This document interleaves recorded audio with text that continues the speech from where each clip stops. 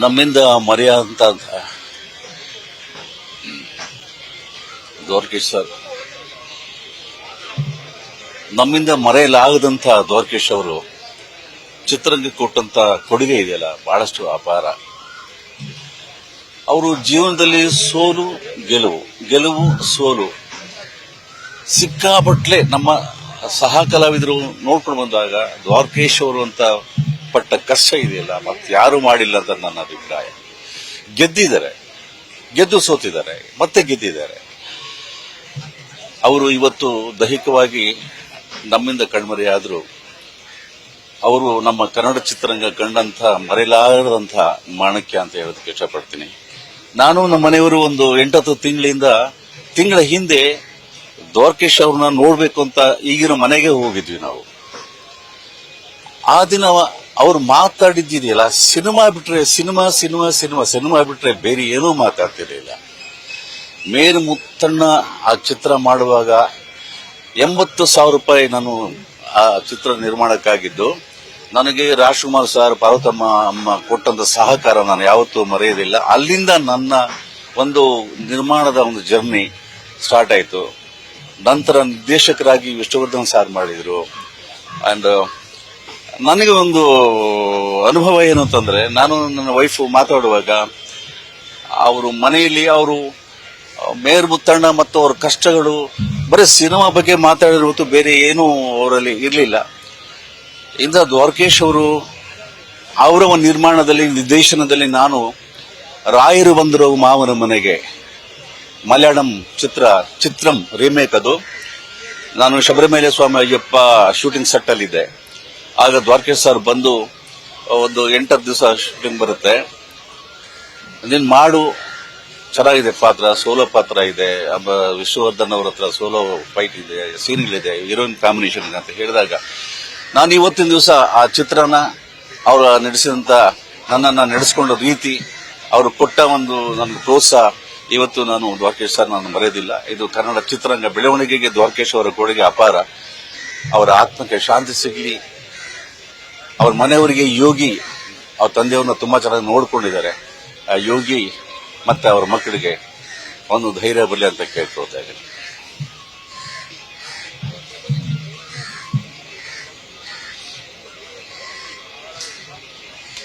ಈ ಸಂದರ್ಭದಲ್ಲಿ ನಿಜವಾಗ್ಲೂ ಏನ್ ಮಾತಾಡ್ಬೇಕು ಅಂತಾನೆ ಗೊತ್ತಾಗ್ತಾ ಇಲ್ಲ.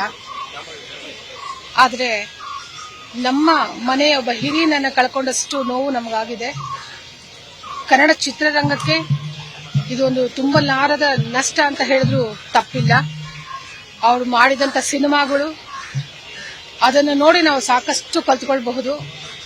ಜೊತೆಗೆ ಅವರ ಒಂದು ದಾರಿ, ಅವ್ರು ನಡೆದು ಬಂದ ದಾರಿ ಇದೆಯಲ್ಲ, ಅದರಲ್ಲಿ ಕಷ್ಟ ಸುಖ ಎರಡೂ ಇತ್ತು. ಅದರಿಂದ ನಮ್ಮ ಇವತ್ತಿನ ಯುವ ಪೀಳಿಗೆ ಸಾಕಷ್ಟು ಕಲಿಬಹುದು.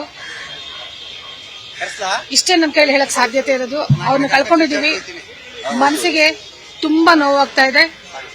ಈ ನೋವನ್ನು ಭರಿಸೋ ಶಕ್ತಿ ನಮ್ಮ ಕನ್ನಡ ಚಿತ್ರರಂಗಕ್ಕೆ, ಚಿತ್ರ ರಸಿಕರಿಗೆ ಮತ್ತು ಅವರ ಮನೆಯವರಿಗೆ ಕೊಡ್ಲಿ ಅಂತ ನಾನು ಕೇಳ್ಕೊತೀನಿ. ಒಬ್ಬರು ಅದ್ಭುತವಾದ ನಿರ್ಮಾಪಕ, ನಿರ್ದೇಶಕ, ಕಲಾವಿದ. ನನಗೆ ಶ್ರುತಿ ಅನ್ನೋ ಸಿನಿಮಾದಲ್ಲಿ 45 ದಿನಗಳ ಕಾಲ ಅವ್ರ ಜೊತೆ ಇದ್ದೆ. ಅವ್ರು ಹೇಳೋರು, ನಿಮ್ಮ ಶ್ರೀಮತಿ ಮಕ್ಕಳನ್ನ ಕರ್ಸ್ಕೋಬೇಕು ಅಂದ್ರೆ ಶನಿವಾರ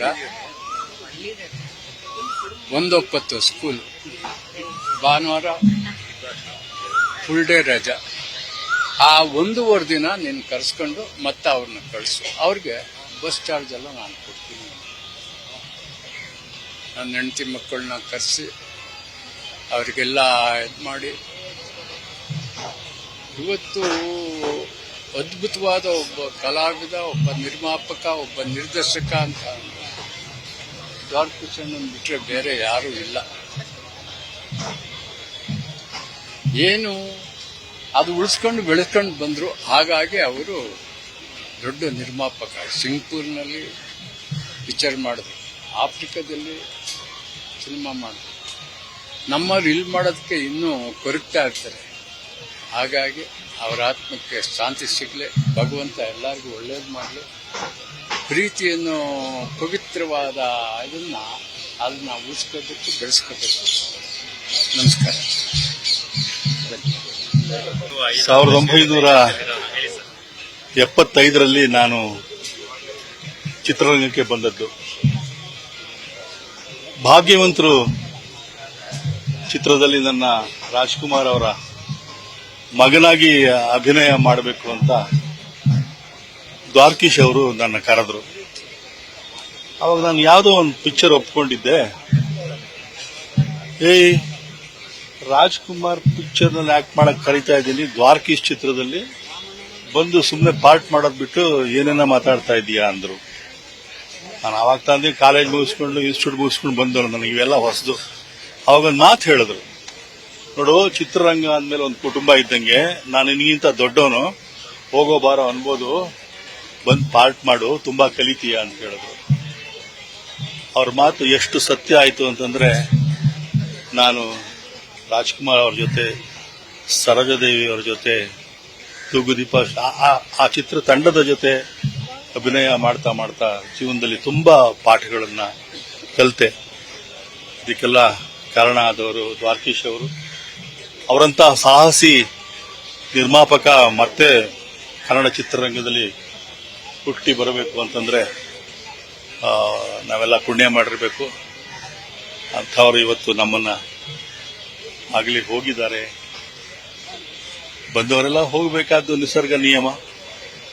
ಅವರ ಆತ್ಮ ಎಲ್ಲಿದ್ರೂ ನಮ್ಮ ಹಿತ ಬಯಸ್ತಾ ಇರುತ್ತೆ. ಅವರ ಕುಟುಂಬದವರಿಗೆ ಈ ದುಃಖವನ್ನು ಭರಿಸೋ ಶಕ್ತಿಯನ್ನ ಭಗವಂತ ಕೊಡ್ಲಿ ಅಂತ ಹಾರೈಸ್ತಾನೆ. Dwarkish sir, one of the greatest actors, is the greatest comedian, the legend. ನನಗೆ ನನ್ನ ಮೊದಲನೇ ನಿರ್ಮಾಣದ ಚಿತ್ರ ಕಲಾಕಾರಲ್ಲಿ ನಿರ್ಮಾಪಕನ ಪಾತ್ರ ಅಂದಾಗ ನಾನು ಅವ್ರ ಹತ್ರ ಹೋಗಿ ಕತೆ ಹೇಳಿದಾಗ ತುಂಬಾ ಚೆನ್ನಾಗಿ ಕತೆ ಮಾಡ್ಕೊಂಡಿದ್ಯಾ ರಾಜಾ, ಒಳ್ಳೇದಾಗ್ಲಿ, ಕೂಸೆ ಅಂತ ಅನ್ನೋದು, ತುಂಬಾ ಎಫರ್ಟ್ಸ್ ಹಾಕಿದ್ಯಾ, ನಿನ್ ಕೈಲಿ ಆಗುತ್ತೆ, ನಿರ್ದೇಶನ ಮಾಡು ಅಂತೇಳಿ ಬೆನ್ನು ತಟ್ಟಿ ನನ್ನ ಚಿತ್ರದಲ್ಲಿ ಆಕ್ಟ್ ಮಾಡೋದಕ್ಕೆ ಒಪ್ಕೊಂಡ್ರು. ಅದು ನನ್ನ ಅದೃಷ್ಟ. ಅಂತ ಲೆಜೆಂಡ್ಗೆ ನಾನು ಆಕ್ಷನ್ ಕಟ್ ಹೇಳೋದು, ನನ್ನ ನಿರ್ಮಾಣದಲ್ಲಿ ಅವ್ರು ನಟಿಸೋದು ನಿಜವಾಗ್ಲೂ ನನ್ನ ಅದೃಷ್ಟ, ನನ್ನ ಸೌಭಾಗ್ಯ. ಅವ್ರ ಜೊತೆ ಒಂದು ನಿರ್ಮಾಪಕನ ಪಾತ್ರ ಆಗಿರೋದ್ರಿಂದ ಪ್ರತಿದಿನ ನಮ್ ಜೊತೆ ಏನಾದ್ರು ಒಂದು ಹಂಚ್ಕೊಳ್ಳೋರು. ಅವರ ಎಕ್ಸ್ಪೀರಿಯನ್ಸಸ್ ಆಸ್ ಅ ಪ್ರೊಡ್ಯೂಸರ್, ಆ ಚಾಲೆಂಜಿಂಗ್ ನೇಚರ್ ಅವ್ರದ್ದು ನಂಗೆ ತುಂಬಾ ಇಷ್ಟ ಆಗ್ತಾ ಇತ್ತು. And never say never give up ಅನ್ನೋದನ್ನ ಅವರಿಂದ ಕಲ್ತಿದ್ದೀನಿ. ನಮ್ಗೆಲ್ಲ ಪ್ರೊಡ್ಯೂಸರ್ ಆಗೋದಕ್ಕೆ ಅವರೇ ಇನ್ಸ್ಪಿರೇಷನ್. ಒಂಥರ ಏನೋ ಒಂದು ಕತೆನ ನಾವು ಹೇಳ್ಬೇಕಾದಾಗ ಅಷ್ಟು ಚಾಲೆಂಜಿಂಗ್ ಆಗಿ ಅವರು ಹೊರದೇಶಗಳಲ್ಲೆಲ್ಲ ಹೋಗಿ ಮೊದಲನೇ ಕನ್ನಡ ಚಿತ್ರವನ್ನ ನಿರ್ಮಾಣ ಮಾಡಿದ್ದಾರೆ, ಅಲ್ಲಿ ಶೂಟಿಂಗ್ ಮಾಡಿದ್ದಾರೆ. ಸೊ ಅಂತವ್ರ and I should remember Yogish Dwarakish.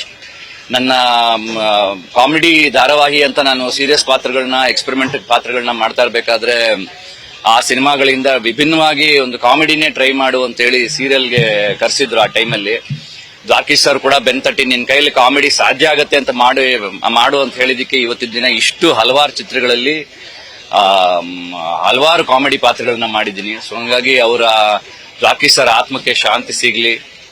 ಅವರು ಹಲವಾರು ಯುವ ಪ್ರತಿಭೆಗಳಿಗೆ ಅವಕಾಶವನ್ನ ಕೊಟ್ಟಿದ್ದಾರೆ. ಅಂಡ್ ಮುಖ್ಯವಾಗಿ ಅವ್ರ ಕುಟುಂಬದವರಿಗೆ ಈ ದುಃಖವನ್ನ ಭರಿಸೋ ಶಕ್ತಿಯನ್ನ ದೇವರು ಕೊಡ್ಲಿ ಅಂತ ನಾನು ಪ್ರಾರ್ಥನೆ ಮಾಡ್ಕೊತೀನಿ. ನ್ಯೂಸ್ ಫಸ್ಟ್, ನಿರ್ಭೀತಿಯಿಂದ ನಿಮ್ಮ ಪರವಾಗಿ.